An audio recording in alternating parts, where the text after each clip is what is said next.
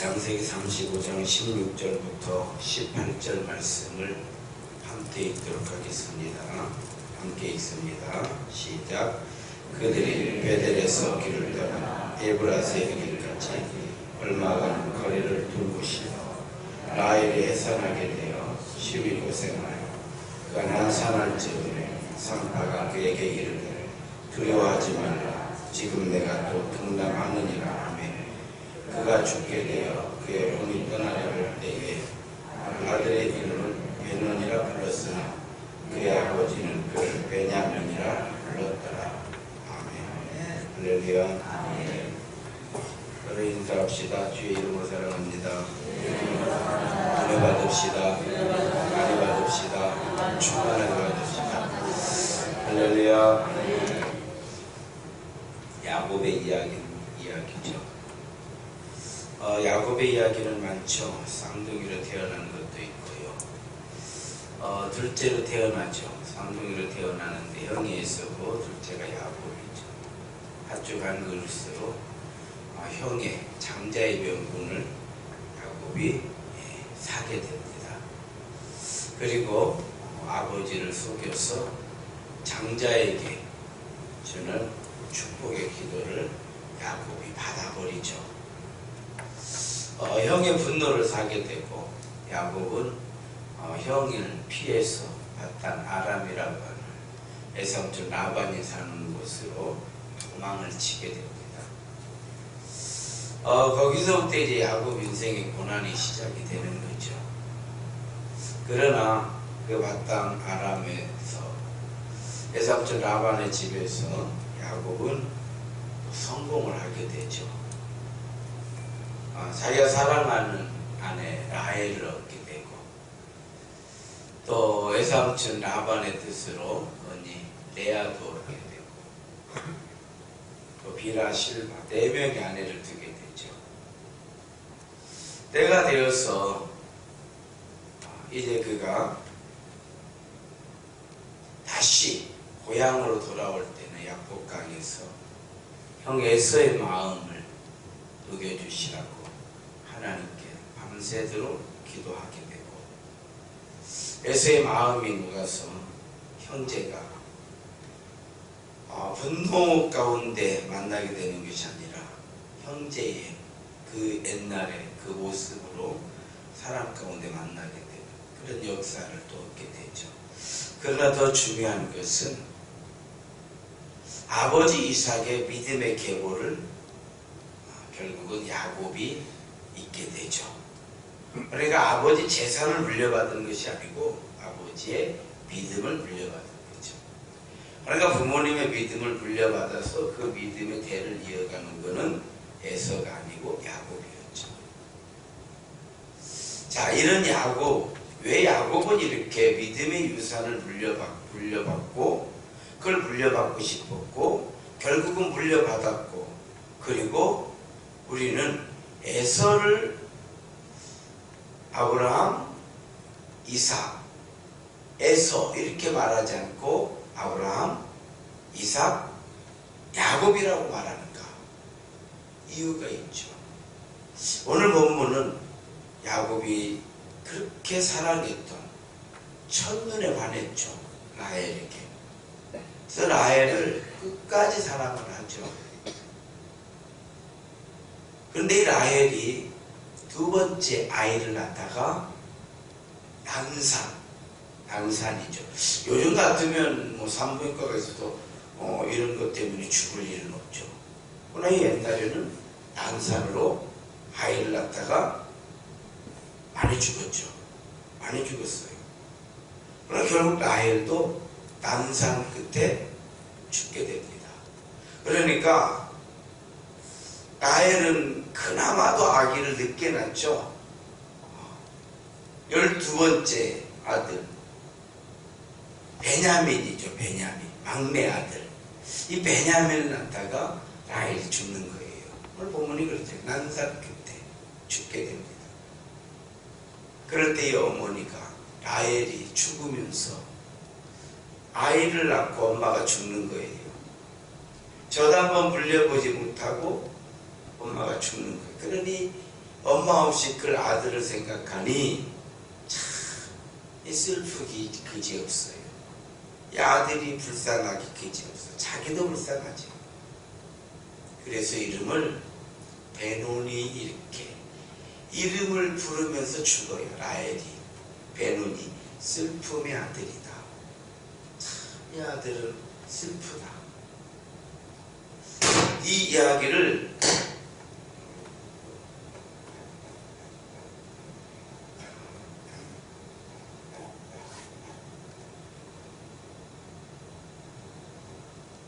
듣자마자 야곱이 이름을 바꿔버려요. 베냐민. 그러니까 라헬은 베노니 이렇게 불렀어요. 슬픔의 아들이다. 그랬더니 야곱이 그 슬픔 가운데 아내를 잃어버렸잖아요. 이제 핏덩이를 아버지가 키워야 되잖아요. 물론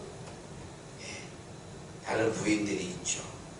그러나 일단 라헬을 잃어버렸어요. 아이를 낳았으니까 그 가정에 기쁨이 충만해야 돼요. 그렇잖아요.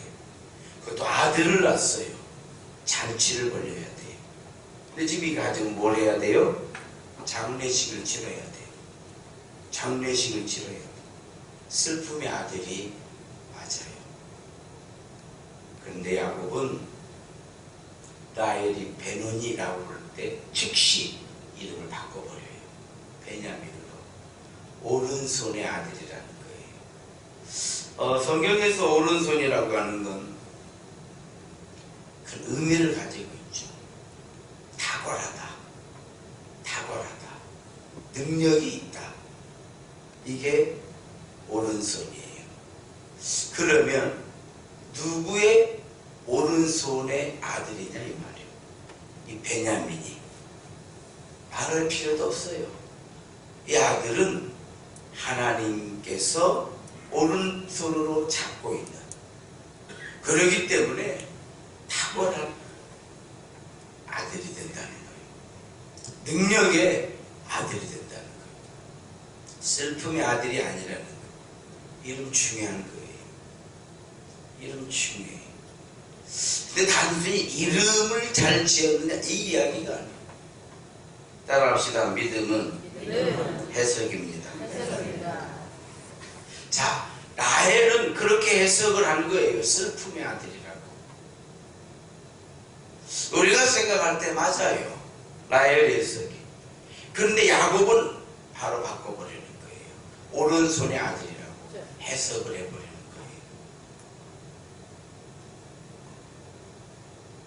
훗날 베냐민 지파에서 이 아들 베냐민, 가장 약하게 느껴지는 이 아들 베냐민 지파에서 이스라엘의 초대 왕이 나오죠. 많은 인물이 나오지만 신약 시대에는 그 유명한 바울이 나오죠. 그렇잖아요. 베냐민 지파 아닙니까?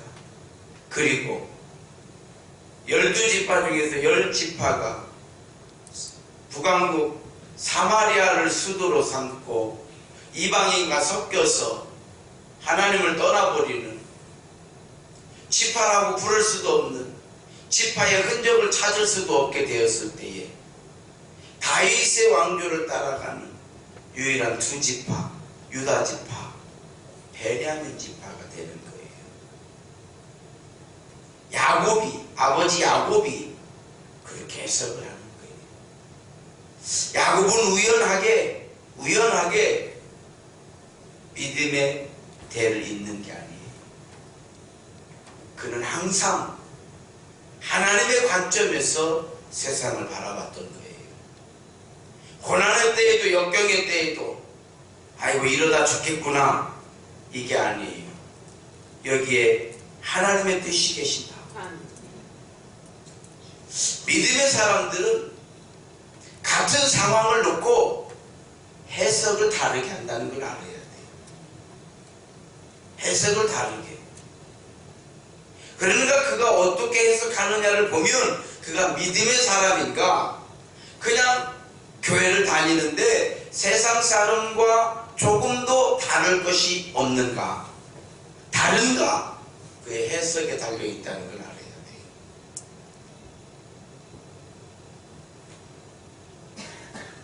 어떻게 해석하느냐에 따라서 그 결과가 달라지기 때문에 그래요.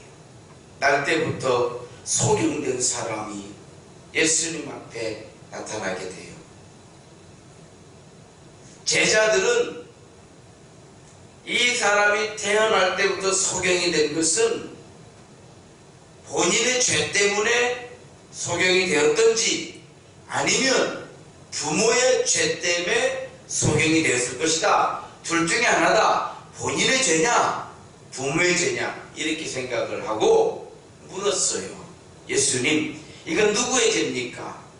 태어나자마자 소경인데 태어나자마자 뭔 죄를 지었을까? 그래도 태어나자마자 지은 죄가 있을까? 묻는 거예요. 이건 누구의 죄 때문에 소경이 되었습니까? 제자들의 해석은 본인의 죄 아니면 부모의 죄. 그런데 예수님의 해석은 달랐죠. 본인의 죄도 아니고 부모의 죄도 아니고 하나님의 영광을 드러내려고 하는 것이다. 할렐루야. 그리고 소경이 눈을 뜨고 하나님의 영광이 드러나게 된 거예요. 배당강 야이로의 딸이 죽었을 때도 호흡이 끊어져 죽었어요. 그러니까 당연히 죽었다고 하는 거지. 예수님, 이 아이가 죽었습니다 라고 했을 때 예수님 뭐라고 하셨어요? 죽은 것이 아니고 잔다. 그러니까 예수님께서 이 아이를 살리는 거예요? 깨우는 거예요? 깨우는 거예요. 달리다가 죽은 자야 살아나라 이게 아니에요. 소녀야 일어나라. 왜? 자니까 일어나요. 자니까 깨우면 되는. 죽었으면 깨울 필요가 없죠. 죽었으면 깨워도 깨워지지 않는 거죠. 자고 있는 거예요. 예수님은 자고 있다. 소녀야 일어나라.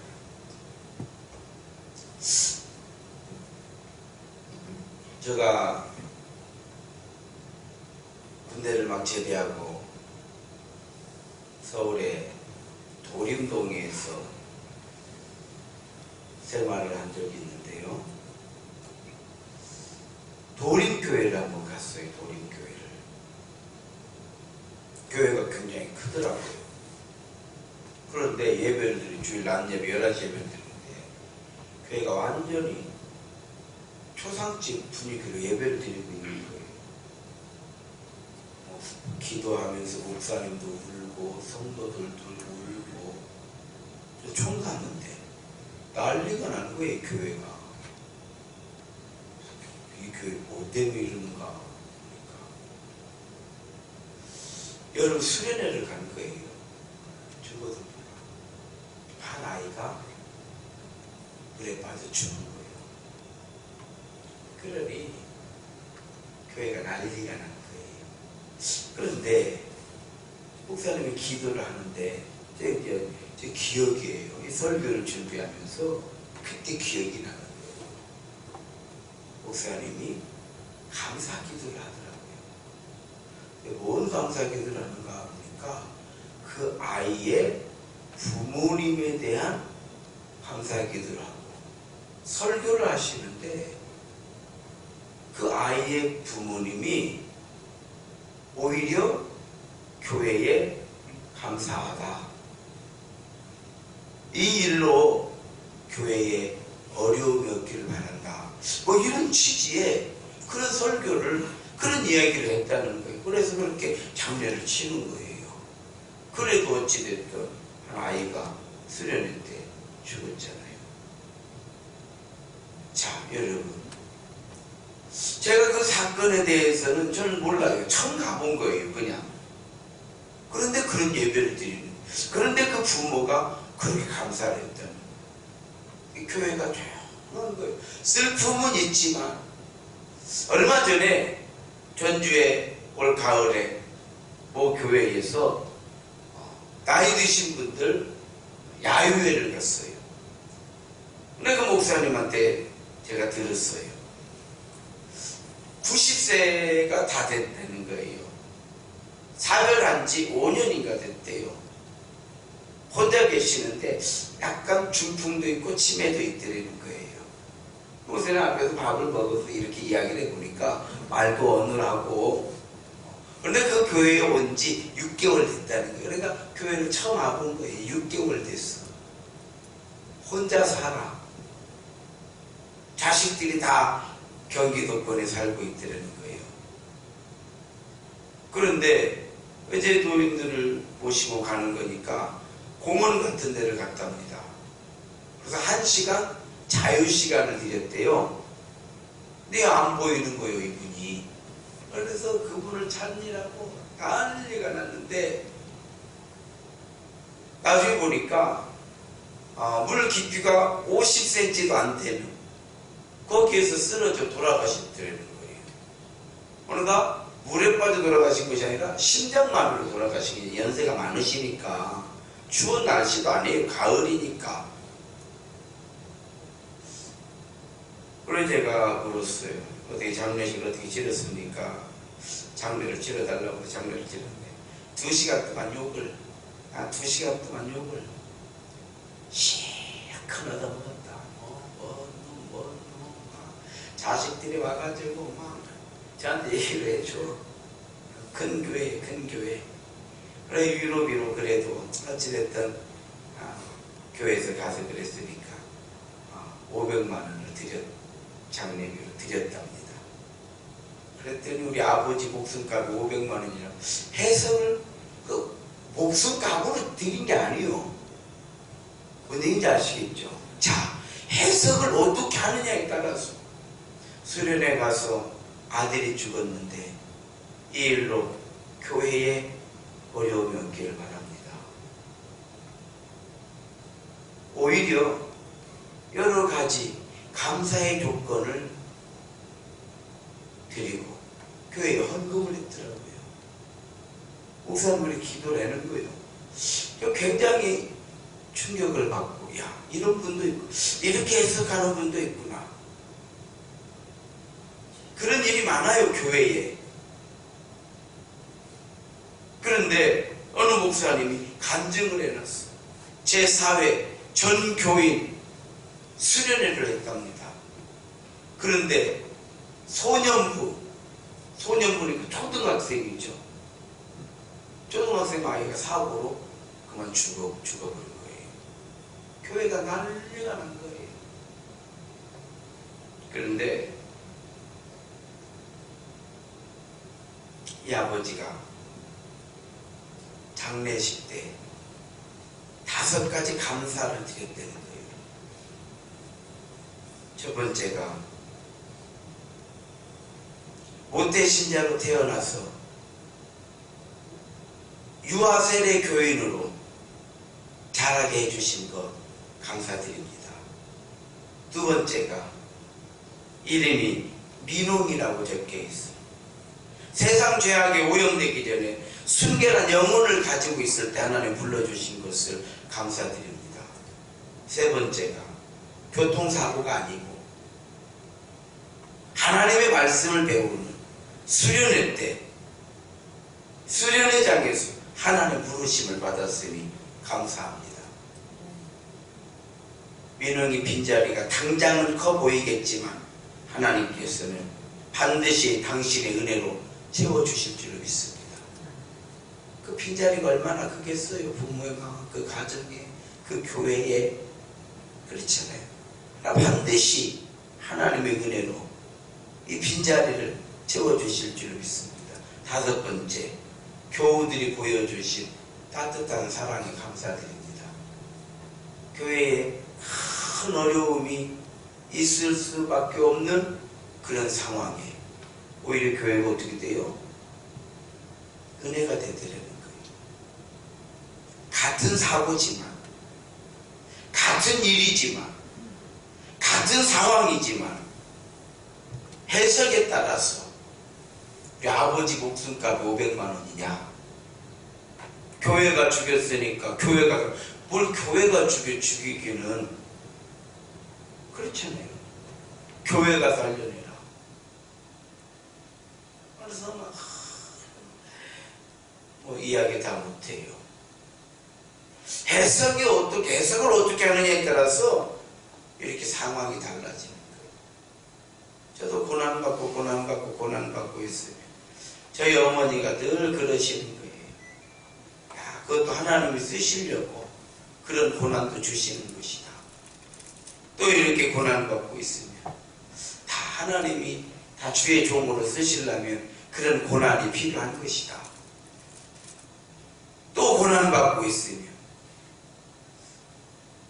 하나님께서 다 또 그런 경험을 통해서 또 쓰시려고 고난받는, 맨날 하나님이 쓰신다고 고난받는다고 그러니까 제가 나이 40살이 넘어가지고서 맨날 고난만 받고 있고 교회는 부흥은 안 되고 맨날 고난만 받고 있으니까 제가 하나님께 기도를 드리기를, 하나님 저는 맨날 연단만 받다 인생 판납니까? 늙어 죽을 때까지 그럼 맨날 견험만 하다가 그러면 늙어 죽으면 그러면 그 견험은 하나님 나라 가서 씁니까? 이런 해석이 나오더라고. 화가 나는 거예요. 하나님 왜 이렇게 하는 일마다 고난이고 연단이고 답답하고. 그런데 그러고 나면 회개가 돼요. 하나님 죄송합니다. 이런 고난과 연단을 마땅히 받아야 되는 것인데도 불구하고 우리는 부족해서 멋이 조금 안 되면 내가 뭔 잘못했다고, 나한테 왜 이러시는가. 우리가 해석을 어떻게 하느냐에 따라서 결과가 달라진다는 것을 알아야 돼요. 그런데 결국 지나고 보니까 저희 어머니 해석이 맞은 거예요. 하나님께서 쓰시려고 이런 고난도 받게 하시고 저런 고난도, 그런 고난 때문에 마음도 넓어지고. 그래 저는 그렇게, 마음은 어떻게 넓어지느냐, 마음은 찢어야 넓어져. 아시겠어요? 내 인생이 찢어지도록 고난이 와야 마음이 넓어지는 것이지, 편안하게 도와도 마음을 넓혀야지. 마음을 백날 해봐 넓어지니까 안 넓어져. 고난 좀 받아봐야 돼. 정말 예수 십자가로 고난을 받아봐야 믿음의 마음이 넓어져. 고난을 받고 일어나봐야 편안하게 온 사람이 뭐 마음 넓은 거 봤어요? 내 할 거 다 하고 내 챙길 거 다 챙기고 뭐 특별히 아쉬울 거 없고 또 마음 넓어질 일이 뭐가 있겠습니까? 내가 연단 받은 후에 정금같이 나오리라. 내가 해석을 그렇게 하니까 정금같이 나오는 거예요. 이제 이렇게 연단 받다가 죽겠구나. 그 사람은 죽는 것이요. 하나님께서 내게 어떤 고난을 주실 때에는 거기에 하나님의 뜻이 계신다는 걸 알아야 돼. 그것이 내가 그렇게 하면 안 된다라고 하는 하나님의 사인일 수가 있고, 더 성숙해지라고 하시는 하나님의 말씀일 때가 있는 것이고, 그렇잖아요. 그걸 해석을 할 줄 알아야 돼. 전혀 해석이 안 돼. 그저 해석하는 것이 믿는 사람이나 믿지 않는 사람이나 해석이 똑같다고 한다고 하면 결론이 똑같아. 그래, 우리 믿는 사람들은요, 우리 성경 안에, 믿음 안에 가장 실패한 사람이 누구냐? 예수님이지. 태어나고 33살에 죽어볼 십자가에서 그렇게 채찍에 맞고 온몸이 다 찢어지도록 죽었으니, 저주의 십자가에 달려 죽었으니 가장 실패한 사람이 누구예요? 예수 안에. 왜 예수의 이름으로 왜 기도하냐 이 말이요. 가장 실패한 예수의 이름으로 뭐 때문에 기도를 했냐 이 말이요. 나는 해석을 그렇게 하고 있는데, 안 믿는 사람과 전혀 다를 것이 없는, 믿음이라고 하는 것은 찾아볼 수가 없는 그런 해석을 하고 있다고 안다고 하면 예수의 이름으로 기도할 필요가 없는 것이지. 왜? 예수는 실패한 사람이니까. 돈 벌고 성공하고 출세하는 것만이 성공이라고 생각하면 예수는 실패한 사람. 돈 벌었어요? 오래 살았습니까? 사람들로 하여금 칭송을 받았어요? 십자가에 달려 죽으신 거예요. 바울은요, 결정적으로 실패한 사람이죠. 왜? 그 많은 지식 가지고 관료의 자리에 올라간 것도 아니고, 그렇잖아요. 복음을 전하는 일, 자기 고난을 쭉 기록해 놓은, 물에 빠져 죽을 뻔한 것일 수도 없고, 40에 하나 감한매를 3번이나 맞았고, 혼자는 40대씩 맞는데 40대를 안 때려 39대를 때려. 왜? 혹시 41대를 때릴까 싶으니까 율법을 지키려고 39대를 때리면, 만약에 숫자를 내가 잘못 쓸 수도 있잖아. 그러니까 40대 이상을 때리면 안 돼. 성경에 41대 때리면 안 되니까 39대를 때리는 거예요. 혹시 실수를 쓰면 그때 맞는 이거는 거의 죽는 거예요. 왜 맞냐 이 말. 그 사람이 뭐 때문에 맞아? 예수를 전하다. 결국은 감옥에 수도 없이 갇히게 되고, 수도 없이 옥에 갇히게 되고, 이런 고난 저런 고난, 교회 세워놓고 돌아서면 문제 생기고, 그래서 편지를 쓰는 거 아니에요. 갈라디아 교회에 문제 생겨, 고린도 교회에 문제 생겨, 에베소 교회에 문제 생겨. 세우는 데마다 문제가 생기니까 감옥에서도 교회를 생각하면 자기를 돌볼 시간이 없어. 자기를 돌볼 시간. 왜? 교회를 위해서 기도해야 되니까. 왜 교회를 위해서 기도해? 교회는 예수님께서 이 땅에 유일하게 남겨놓으신 구원의 방주 아니요, 예수의 핏값으로 세워놓으신 구원의 방주가 교회예요. 그러니 교회를 사랑하지 않는 건 예수 사랑하지 않는 거예요. 오늘 감옥에서도 예수 사랑하는 마음이 교회에 편지를 쓰는 거예요. 그것이 우리가 지금 보고 있는 신약 성경이 되는 거예요. 해석이 달라. 해석이 달라. 예루살렘에 가면 죽는다고 하나님께서 환상을 보여주셨다고 말을 할 때에 바울은 뭐라고 해서 그래요? 나는 이미 죽을 것도 각오하였느니라. 살기에 가는 것이 아니야. 내가 예루살렘에 가는 것은 더 좋은 삶을 위해서 가는 게 아니요, 살기 위해서 가는 게 아니요. 나는 죽으러 가는 거예요. 그리고 더 이상 잡을 명분이 없는 거예요. 그렇죠? 이런 교회를 지을 때요, 원칙을 세웠어요. 이 땅에 반드시, 내가 이 삼천동에 와서 10년을 목회를 했는데 흔적도 없이 나는 떠나갈 수가 없어요. 하나님, 나는 반드시 교회의 흔적을 남겨놓고 나는 가도 갑니다. 교회를 지어야 되겠구나. 두 번째, 교회를 짓다가 부도가 나도 어떤 사람도 피해를 보면 안 돼. 교회 짓다가 세입교회 짓다가 부도 나가지고 세입교회에서 돈을 안 주고 이런 사람들이 돈을 못 받아가지고 교회 앞에 진쳐놓고 데모하고 이러면 안 돼. 이건 하나님의 영광을 드러내는 것이 아니오. 내가 사업을 하는데 부도가 나도 아무도 피해를 보면 안 돼. 원칙, 항상 원칙을 세워놓고 일을 하는 거예요. 오늘 내가 광주 반석계 목사를 만나, 목사님 업자를 대면은 우리는 신빙 팔고 부도가 납니다. 부도가 나면 여기서 이런 사람들이 돈을 못 받는 거예요. 피해를 보면 우리가 봐야 돼. 한 사람만 피해를 보면 돼. 교회가 어려워지고 교회가 부도가 나면 딱 한 사람만 피해를 보면 돼. 그게 누구냐? 나만 손해를 보면 돼. 나만 손해를 보면 돼. 우리 교회는요, 제가 지금 이 자리에서 목회를 하지 않아도요, 만약 부도가 났어도 아무도 손해보지 않아요. 남한테. 이런 저는요, 다 그런 장치까지 해놨어. 제 후배 목사한테 다 얘기해놨어요. 10중 8구 나는 여기서 목회를 못한다. 빚 때문에 절대 이자 못 갚어. 나는 목회를 못해. 그럼 형님 교회는 뭐 들었지요? 나는 내가 여기서 10년간 목회한 사람이고, 내가 이 삼천동에 와가지고 내 목회의 비전, 꿈을 키우는 곳이요. 나는 어려서부터도 교회를 짓겠다는 꿈을 가지고 있었던 사람인데, 내가 어떤 식으로 여기서 교회를 세우느냐?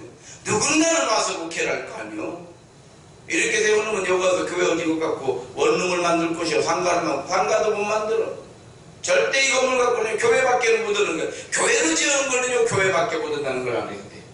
이거 어떻게 할 거예요? 건물 구조 자체가 이렇게 됐는데 이거 갖고 뭐 할 거예요? 교회밖에 못 해. 구조 자체가 교회예요. 이거 죽어도 교회밖에 못 얻는 거예요. 다른 걸 하면 부숴야 돼. 아시겠어요? 한번 여러분이 보세요. 한번 연구해봐. 이거 갖고 뭐 교회 말고 뭐라고 했는가? 절대 안 되는 거예요. 그래서 교회는 교회를 지어야 돼. 다른 것이 안 되도록 교회를 지어야 돼. 그러니까 그때에 우리 교회 와서, 그 교회는 한 150명 모였어요. 그 당시에 당회를 했대. 장로님들이 다, 아이고 우리가 그림사 가기만 함사 우리야 무슨 뭐 행제하는 거죠. 저한테 그래요. 그런데 그 후배가, 그 후배 목사가 그래.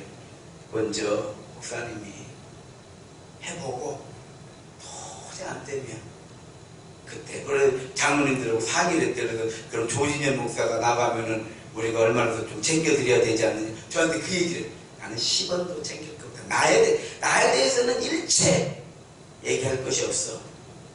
들으면 돼. 나만 떠나면 돼. 여러분, 근데 지금도 있잖아요. 제가 여기. 그래서 제가 항상 얘기하는 거예요.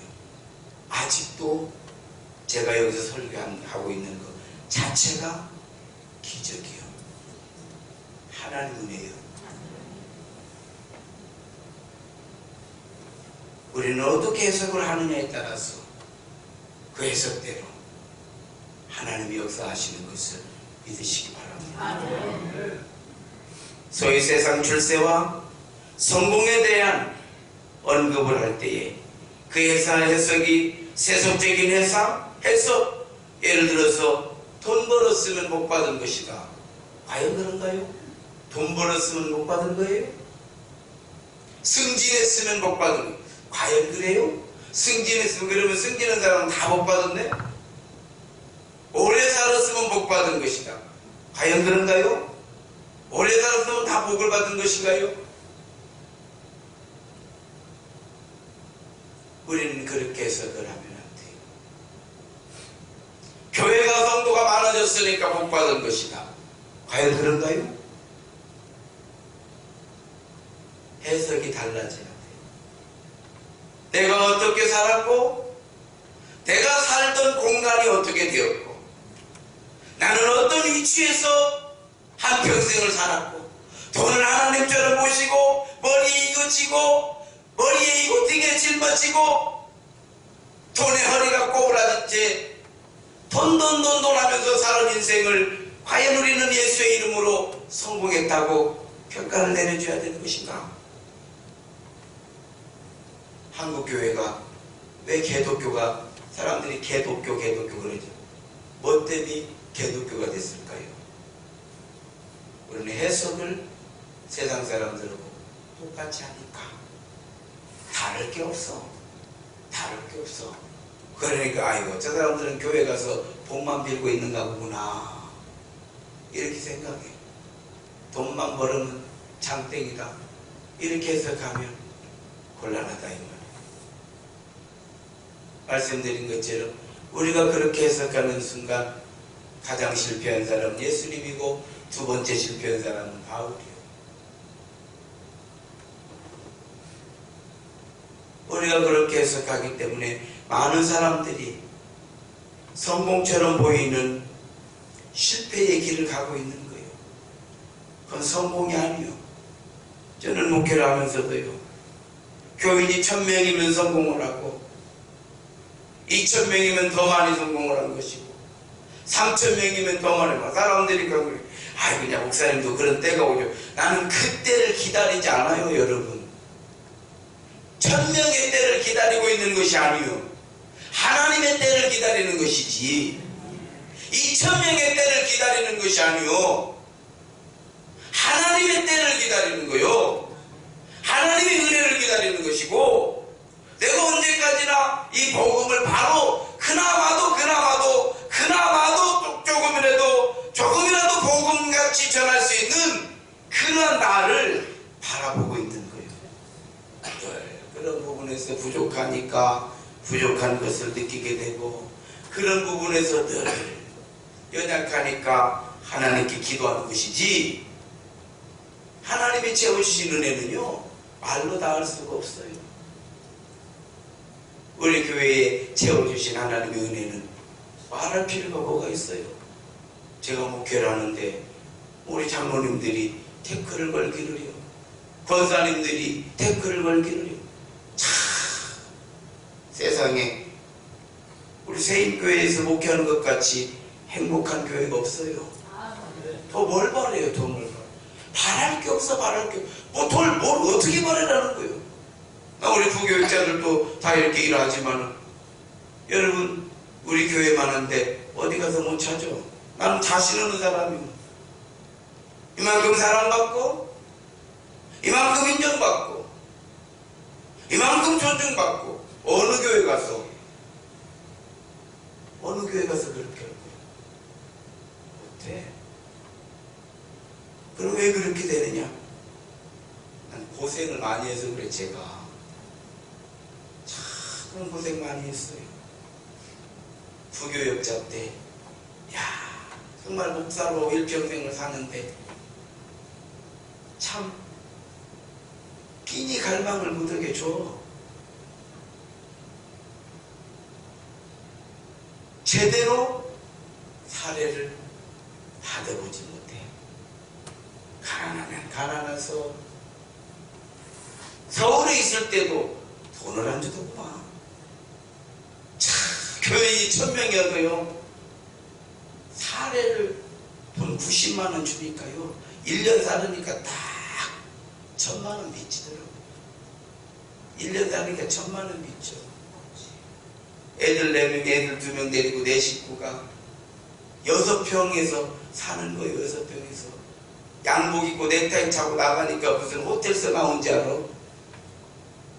공동 화장실이 있는데, 저는 화장실을 가려면 100m를 걸어다니는 겨울에도 교회 화장실로 가. 그나마 와이프하고 우리 애들 옷 받고 공동 화장실 서울에 달동네. 저는요 도저히 그 화장실을 못 가겠어. 창피해서.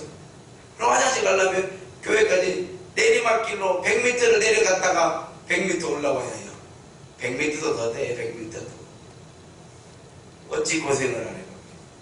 그래서 저는 마음에 각오를 했어요. 돈이 없으면 교역자를 쓰지 말자.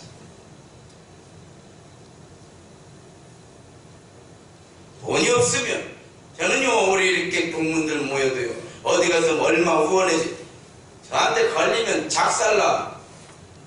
없으면 굶어. 무엇을 여기 가서 저기 가서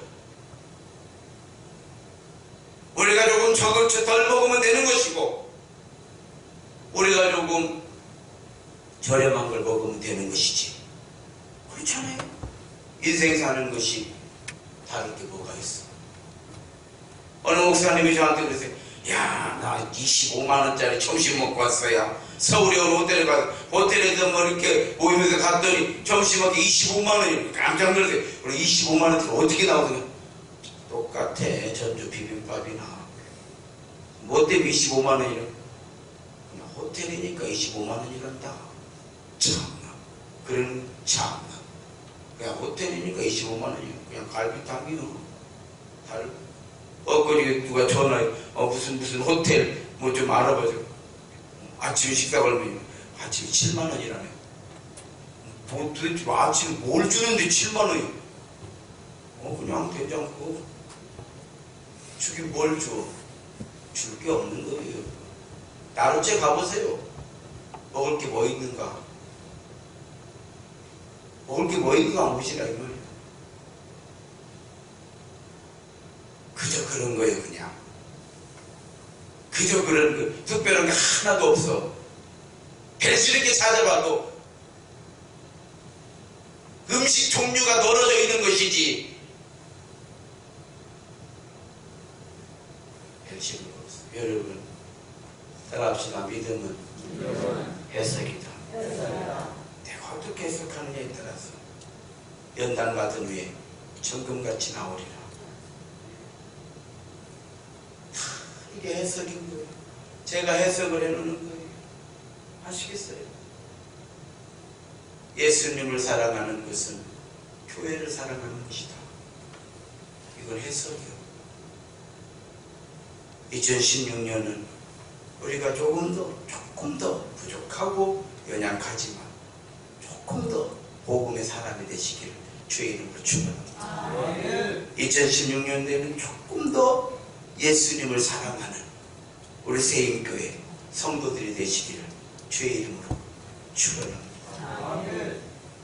믿음은 실패처럼 보이지만 성공의 길을 간다는 것을 꼭 기억하시기를 주의 이름으로 축원합니다.